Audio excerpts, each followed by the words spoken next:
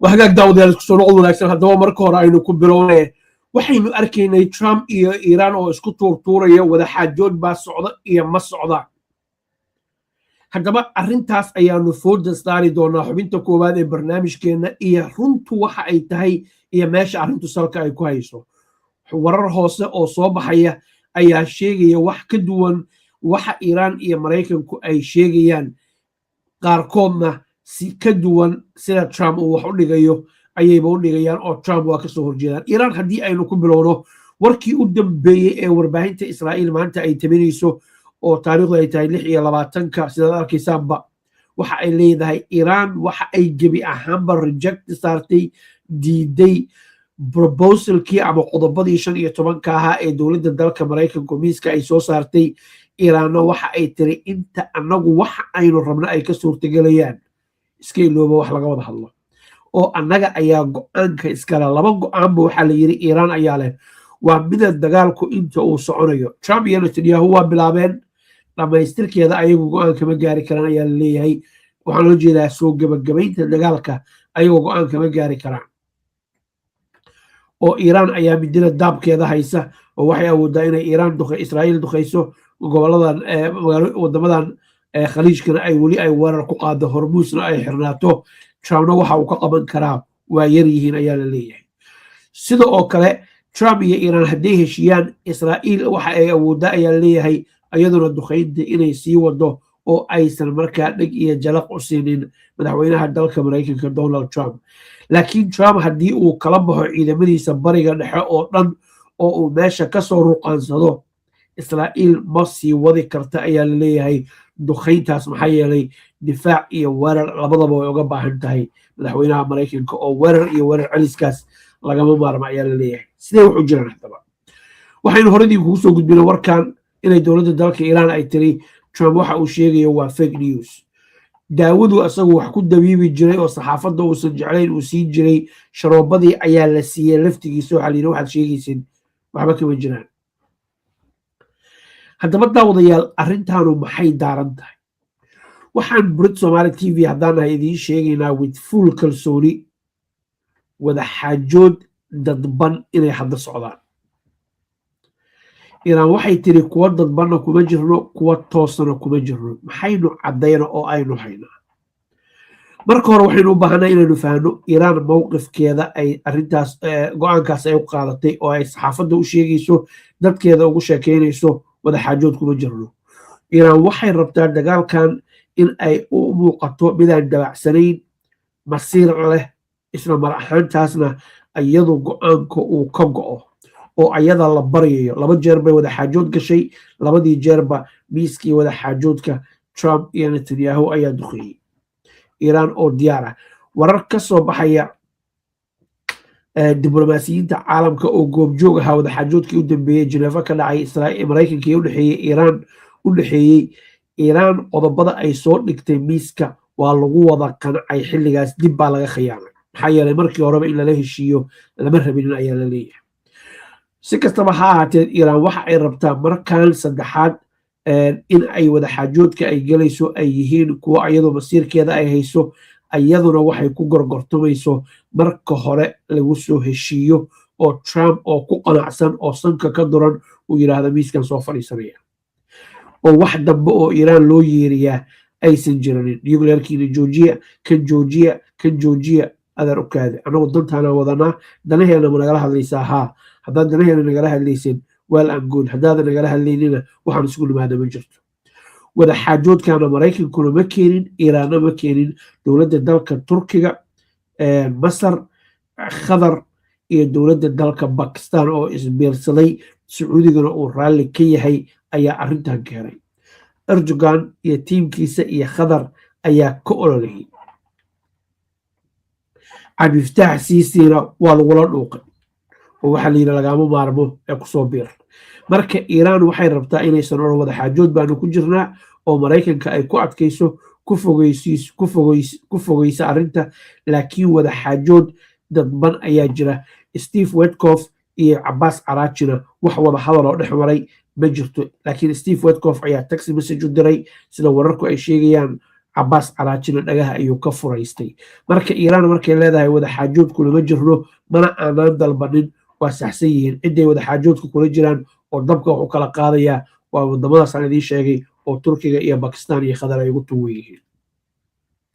bakistan waxa ay rabtaa in ay iyadu markaan gogasha ay dhigto erdogan wuxuu rabaa isagu gogasha inuu dhigo qatarna waxay rabtaa inay gogasha dhigto oo ayaga laftigooda competition noocaasa ayaa ka dhexeeya si kastaba ha ahaato wadaxaajoodkaas dadban ayaa jira laakiin iiraan mowqafkeedu waa cad yahay qodobadan 15 oo soo qortayna waxaa layidhi xashiishka ku dar waxaasu ma socdaan annaga ayaa wax yeelanayna ama diid ama doon adiga laa waayahay waxaa noo soo socdo 2 war oo waaweyn daawadayaal balse haatan aynu aadno dhankaas iyo dowladda dalka ruushka iyo shiinaha oo laftigoodu howlwada ruushka haddii aynu ka horeyno warkan 48 mirar ka hor ayuu soo baxay sidaad arkaysaan jilaalida bidixda fog u janjeedha ee netanyahu kasoo horjeeda ayaana tabadiisa ee herald israa'iil laga leeyahay waxa ayna sheegaysaa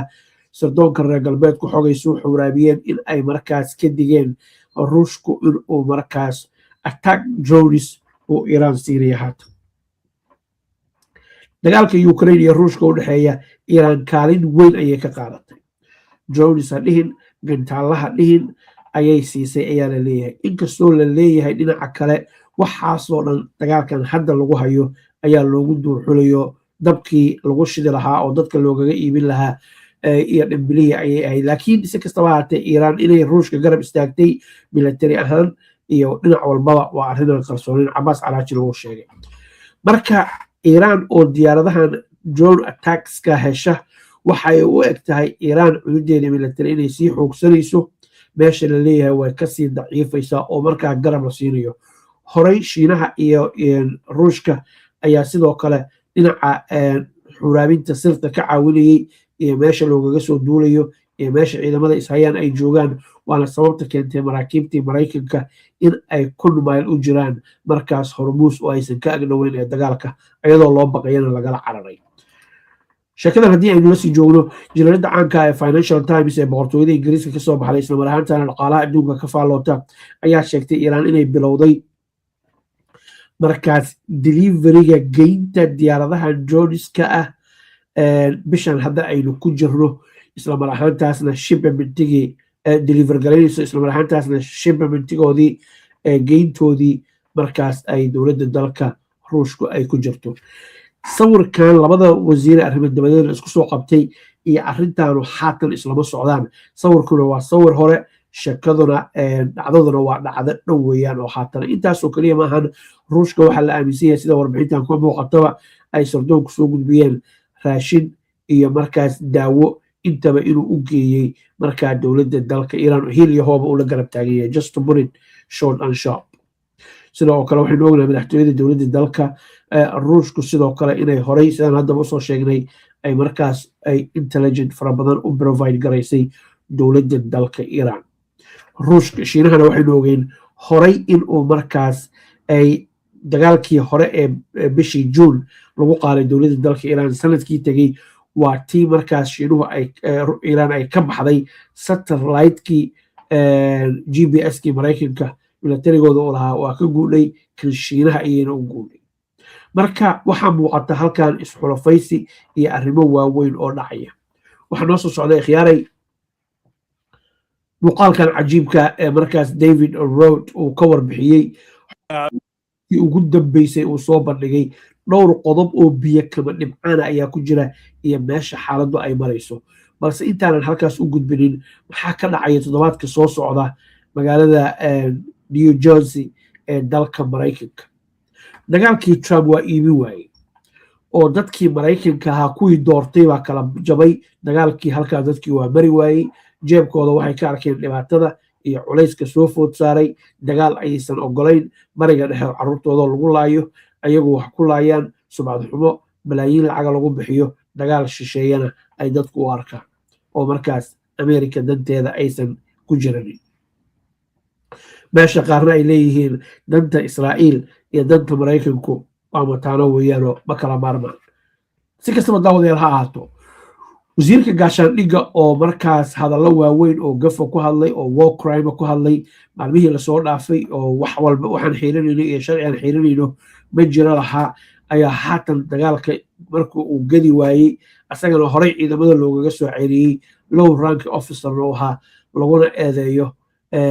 inuu markaas yahay dadka alcoholiga oo maandooriyaha halista aad ka caba asaga iyo Lindsey Graham oo North Carolina laga soo doorto aad iyo aad markaa ugu ololeeya dagaalada bariga dhexe lagu qaadayo inta badan aad aragteen dagaalkii hore Ciraaq kasii horeeyo Ciraaq Afghanistan Libya Syria kan haatan waa mid dagaalka u taagan waana ninkii yiri markuu Gaza ka hadlayay dadkii saxda ahaa ayaynu leynaynaa waxba yana warku ugu daalinay toddobaadka soo socda waxaa la isugu yeerayaa ciidamada Mareykanka intooda ugu sarreysa kuwii hore iyo kuwa haatan waxaana leeyahay soo labista oo dharkiinii iyo tuutihiinii iyo uniformkiinii soo xirta halkaas ayaa laydinkaga khudbaynayaa si dadka Mareykanka loogu qanciyo dagaalka in ay markaa militarigu u taageersan yahay oo markaas arrintaanu ay noqoto arrin markaas militarigu u taageersan yahay marka fikirkaas ayay doonayaan inay iibiyaan kulankaas xasaasigaana ujeedadaas ayuu daaran yahay laakiin dagaalkii dadkii waa liqila yihiin Trumpna wuxuu taagan yahay fadeexadii adduunka Trump nabad miyuu rabaa iyo waan su'aal isweydiin la weeye mawduuca hadda noo soo socdana ayaanu kaga jawaabaynaa oo qodobka ugu dambeeya barnaamijkeena ah saaxiibayaal waxay Broad Somali TV la wadaagaysaa waanta iyo waxa Trump uu sheegayo maalin iyo bar ka hor waa idin soo gudbinay iyo ujeedada uu haatan leeyahay inay kaafiya kala dheeri tahay dagaalkuna uu sii soconayo ciidamo horlana uu halkaa kusii wado uuna doonaya Cook Island markaas ama Kharaj Island inuu gacanta ku dhigo si kastaba ha ahaato gacanta hadduu ku dhigo Iiraan ma u dhutinaysaa mise u dhutin mayso waa kan David Rood oo arrintaa ka warbixiyey si aad iyo aad qurux badan looga hadlay dhowrka qodob uu ka hadlayo kan ugu horeeya 8,000 ciidamada in la geynayo bariga dhexe kuwa hadda jidka kusii jira oo maalinta jamcaha tegaya oo ah maalintii Trump uu qabsaday 5 maalmood ugu dambeysay kuwa sii socda iyo kuwa kaloo laga dabageynayo oo North Carolina ka soo baxaya intooba jidka ayay kusii jiraan Iiraan waxay u aragtaa wax aan macno lahayn culays lahayn Iiraanna aan waxba ka qaadi karinin waxba uma arkaan sababtuna waxay tahay waa ciidamo aad u yar inkastoo ay aad u tababaran yihiin oo kuwa eliitka la yidhaahda ay yihiin haddana markaad eegtid Ciraaq weerarkii Mareykanku uu ku qaaday 100,000 ciidamo ka badan ayuu geeyey 8,000 oo ciidamo ah Iiraan oo 90 milyan ah dhulkeeduna 3 jeer in ka badan oo ka weyn yahay dhulka Ciraaq waxay u aragtaa ayaa leeyahay wax yar ah oo aan macno lahayn ayay u aragtaa cabsina gelin maayaan walwalna kuma hayaan macnona uma lahan waa kan David oo xubinta koowaad markaa sharaxaya iyo weliba inay Iiraan dagaalka ka qaaday dhiirigelin iyo geesinimo hor leh oo hadda ay geesa la soo baxday muxuu yiri 1,000 paratroopers are headed to Iran. And I think that's got a lot of people concerned. I spent yesterday talking to former generals and people who are actually talking to the Iranian Revolutionary Guard. Their reaction is that these 3,000 paratroopers and the other 5,000 Marines that are on their way, it's not going to change anything. It's not enough troops to get the Iranian government to capitulate. When we invaded Iran in 2003, there were 150,000 American ground troops. And then the Revolutionary Guard is just not intimidated at this point, so they're not going to capitulate when the 8,000 show up. And so I'm hearing, and then a lot of Democrats were telling me that this is just another example of the war being poorly managed by the administration. The bottom line is that the administration is going to have to agree to some of the things oo maqlaysaan Iran capitulation waxa la yiraahdo isdhiibitaan ay sameynaysaa ma jirto rajana lagama qabo 700,000 sano ayay jirto 7,000 sano ayay jirtaa Iran ayaa leeyahay muddadaas dheer oo ay jirtayna meel ay taariikhda Iran isdhiibtay ma jirto xuduudadeedu waagii Ilaahay halka ku beeray sidoodii weeye dhulkooda lama qabsado lama soo galo isdhiibitaanna xisaabta ugu ma jirto way jiraan wadamo isku dhaceen empire isku dhaceen laakiin Iran isdhiibitaan dictionary-geeda kuma jiro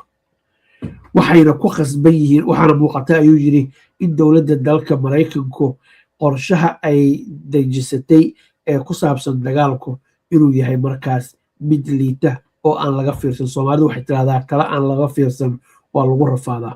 waxa aynu ku khasban yahay ayuu yidhi maamulka dowladda dalka maraykanku ay ku khasban tahay qodobada iiraan hortaminta u leh inay sanka oga durnaadaan maraykanku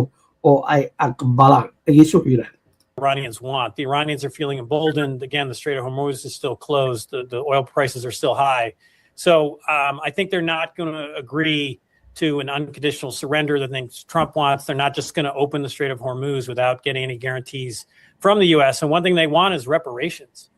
iiraan waxay rabtaa magdhow in la siiyo waxyaalaha ay doonayso dagaalka in la joojiyo damaanad qaad la keeno dib aan loo weerarin waa dambe banaanka la kala maro iiraan nuclear ugu haysta iiraan way diiday inay nuclear samaysato nuclearka wax gumaada ayaan ka hadlaynaa kan silmiga oo enerjiga iyo horumarka ay u isticmaasho dowlad walba xaq bay u leedahay inay u daba fariisanaysana malahan ayay leeyihiin dadka aadka u yaqaana shuruucda caalamiga ah dooduna halkaa kama taagna iiraanna waa taqaanaa si ay u garnaqsato laakiin waxaa laga hadlayaa nuclearka wax gumaaday waa iiraanna ma rabta inay samayso uraniumka ay haysato 60% way ku gorgortamaysaa waxaysan kale oo aysan gorgortan ka galaynin difaaca dadkeeda dalkeeda iyo gobonimadeeda oo gudhigiisu yahay gantaalada ridada dheer ayaa la leeyahay marka iiraan waxay rabtaa magdhow in la siiyo dhulkeedii la burburiyo want all money to pay for all this bombing that's happened. That could be very thorny. You're both smiling. Okay, I am, because do you remember, what was it, 2015, when Trump went ballistic? All the Marines, the 5,000, that would mean several weeks for the other boat to get here. And the paratroopers, you could take this island Karg. Maybe you were talking about it before I joined, but 90% of the oil revenues go there. And what's wrong, though, is there's an assumption. Lindsey Graham talked about this. Whoever controls Karg, controls the fate of Iran. This is an ideological regime. You'll cut off their oil sales, fine. They've been through years of sanctions. They've Cock Island ciidamada soo socda 8 kuna hadday qabsadaan maxaa dhacaya marka hore su'aasha loo baahan yahay in laga jawaabo waxay tahay oo khabarada militarigu ay aad u rogrogaysaa sida Colonel Douglas McGregor iyo ragga la midka ah marka hore ciidamadaanu ma qabsan karaan meeshan dood kharaar ayaa ka taagan oo dadka qaar waxay leeyihiin khabarada way qabsan karaan oo waa ciidamo si gaar ah loogu tababaray waa kuwa baarashuudka ku booda waa commandos waa ciidamada elite-ka ee Mareykanku ku dhaarto waayahay ha qabsadaanba ha yimaadaan hadday rabaan jasiiradda haddii ay gudaheeda ay galaan iiraan waxay awood u leedahay ayaa leeyahay jasiiradda iyo waxa joogo dhan inay dabku daarto holciso ciidamadu saad bay u baahan yihiin jasiiraddu ma lahan runway diyaaraduhu ay ku ordaan diyaaradaha verticalka u kaca keliya ayaa tegi kara oo ah helikabtarada diyaaradaha qumaatiga u kaca oo keliya ayaa tegi kara ayaa la leeyahay marka haddii ciidamadaas go'doon ay galaan oo la qabsado Donald Trump hadda waxa uu dhex taagan yahay waxba noqon maayaan waa ka daranaysaa askar Maraykana haddii gacanta lagu dhigo oo jasiiradda lagu qabto marka sida kaliya uu samayn karaa waxay tahay in jasiiradda gadaasheeda oo ciidamo ku daadiyo oo ciidamo infantry ama ciidamada lugtu ay gudaha dalka Iiraan ay u galaan waxaana leeyahay waa jab kale oo jasiiraddaba ka weyn maxaa yeelay 8 kun oo ciidamo ma waardiyeyn karaan xeebta aadka u dheer ee dowladda dalka Iiraan sidaas awgeed 8 kun Maraykanka uu hadda soo wado Iiraanna waxba uma